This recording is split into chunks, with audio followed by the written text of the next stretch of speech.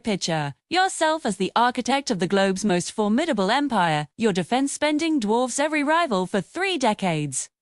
Your generals have circled a specific coordinate on the map, labeling it the ultimate strategic frontier. Then you open your eyes one morning to a chilling reality. You lack the holes to reach those waters, the docks to anchor there, and the alliances to sustain a presence. For 30 years, you've been playing a hand of high-stakes poker with nothing but a pair of twos, and someone just forced you to show your cards on the world stage. Welcome to the secret history of currencies, where we trace the invisible lines of power that define our era. Canada just inked a historic pact with Greenland, a tour. In a single stroke, Ottawa didn't just outpace Washington, it performed a public dissection of American influence. Without a hint of hesitation, they showed the world exactly where the heart of the superpower has stopped beating.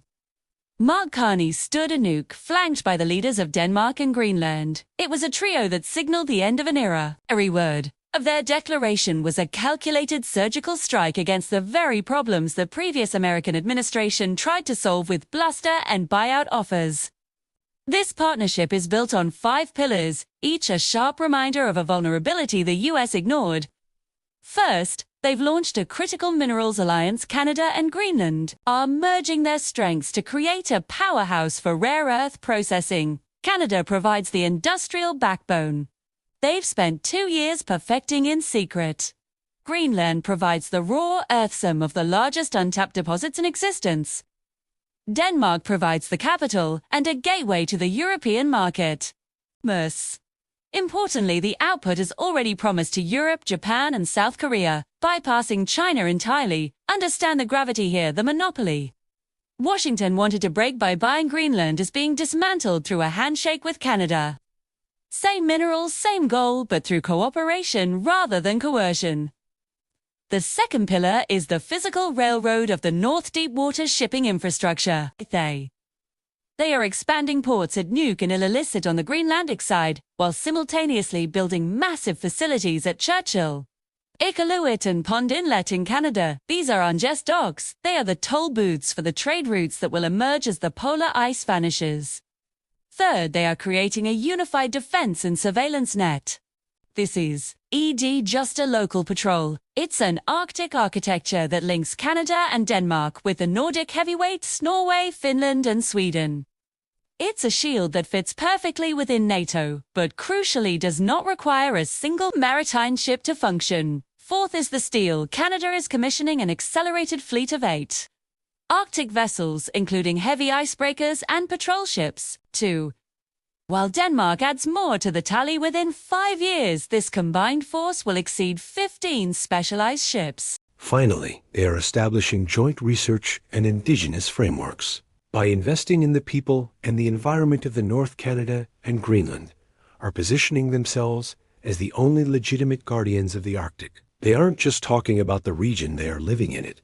As the Greenlandic premier put it, Greenland is not for sale, we have simply chosen our partner. The message at the secret history of currencies is clear: relationships produce results that transactions never will. When the news hit, 3 distinct alarms went off in the halls of D.C. First, an emergency National Security Council meeting was called. It wasn't to plan a counterattack, it was to perform a capability gap assessment. For the first time, official documents admitted that the U.S. might be blind in the North. Second, the response from the White House was eerily quiet. Usually there is fire and fury, but this time there was only a brief, worried statement. Silence from a loud leader is the ultimate tell of fear. Third, the Pentagon was ordered to fast-track a classified audit of Arctic readiness. When the Commander-in-Chief asks if you're ready on an emergency basis, he already suspects the answer is no. Most analysts are focusing on the minerals or the ships, but the real story is the contrast. When Canada showed what true Arctic capability looks like, the concrete being poured, the ships being welded, the mines being opened, it held up a mirror to the United States, and the reflection was hollow. Let's look at the numbers, because this is where the panic truly resides. Icebreakers are the entry fee for the Arctic.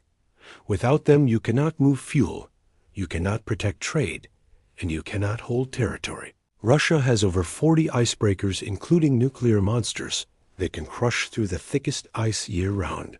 China, a country with zero Arctic coastline, has 2 modern vessels. And a nuclear one on the way. Canada is on track for 15, the United States. It has 2. One is the Polar Star, a 50-year-old ship that spends more time in repair than in the ice. The other is a medium-duty vessel with limited reach, the American. Replacement program is years behind and billions over budget. It is a staggering irony. The nation that outspends the next 10 countries combined on defense cannot keep pace with a nation that has no geographic right to be in the Arctic. Then there are the ports. Russia has a dozen deep-water hubs like Murmansk and Sabetta. Canada is developing 5. The United States has 0. The nearest American facilities are in southern Alaska, thousands of miles away from the action. The most powerful Navy in history has 11 aircraft carriers, but not a single place to park them in the high north. Even the crown jewel of American Arctic presence, Pitch Fix Space Base in Greenland, is under threat. It relies on a surveillance network and supply chain that runs through Canada. That cooperation isn't automatic. The base becomes an island impressive on a map, but functionally blind. This brings us to the rare earth irony. The US nearly broke its alliances, trying to buy Greenland to secure these minerals. Rare earths are in every missile, every EV and every smartphone. China controls 90% of the process in Canada. It just solved us by building the processing plants. The US only talked about. America doesn't have a strategy. It has a wish list. Canada had the playbook and actually ran the plays. I've seen the briefing notes circulating in the Pentagon. They are a confession. The US can currently sustain a presence in the high north for only 30 days, not 30 days of war. 30 days of just being there. Icebreaking capacity is at 0% of what is required. Deep water access is at 0%. Meanwhile, the ice is melting faster than any model predicted. The Northern Sea Route moved nearly 38 million tons last year. By 2030, it will be a major commercial highway. By 2040, the Arctic could handle 10% of all global trade, and the US will be watching from the sidelines because UN built a port with an executive order. You built it with decades of concrete and commitment. Warren Buffett recently addressed this during a session at Berkshire Hathaway. He compared the Arctic to the railroads in 2009. He bought Burlington Northern because he knew that whoever owns the tracks owns the trade in the Arctic. The tracks are icebreakers and ports. Canada is building the infrastructure, Buffett remarked. Hey. The United States is writing reports. I know which one produces a return. Buffett isn't talking politics. He's talking about moats. Physical infrastructure is a moat that a competitor cannot bridge with a single checkbook. You can't buy a 20-year head start. This is why Berkshire has been quietly moving billions into Canadian energy, Nordic shipping, and rare earth supply chains. The smart money isn't following the speeches, it's following the steam shovels. Buffett's most famous line applies here: only when the tide goes out do you discover who's been swimming naked. The melting ice is that receding tide, and it's revealing that the superpower is standing in the Arctic without a stitch of clothing. This reshuffle changes everything. Russia has been pouring concrete while America published white papers. China has been claiming near Arctic status while America debated budgets, but Canada's move is the most disruptive because it creates a Western alternative that doesn't need Washington. For the first time since 1949, a major theater of NATO is being organized by someone other than the Americans. This isn't just about Greenland, it's about who actually has the keys to the top of the world. Where does this lead?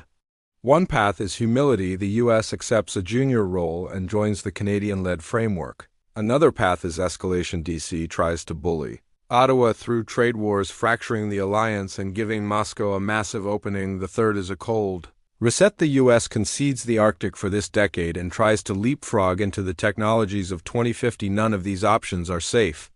The status of the unquestioned global leader is gone, lost to 30 years of neglect. The real question for the followers of the secret history of currencies is this: was this a masterstroke of Canadian vision or the first crack in a total Western collapse? If the alliance phrase over who owns the docks, the only winners are in Beijing and Moscow, the era of talking is over. The era of steel and ice has begun. If this deep dive into the shifting tectonics of global power gave you a new perspective, your engagement is what keeps this analysis sharp. Hit the like button, subscribe to The Secret History of Currencies, and join the conversation in the comments below. I'll see you in the next one.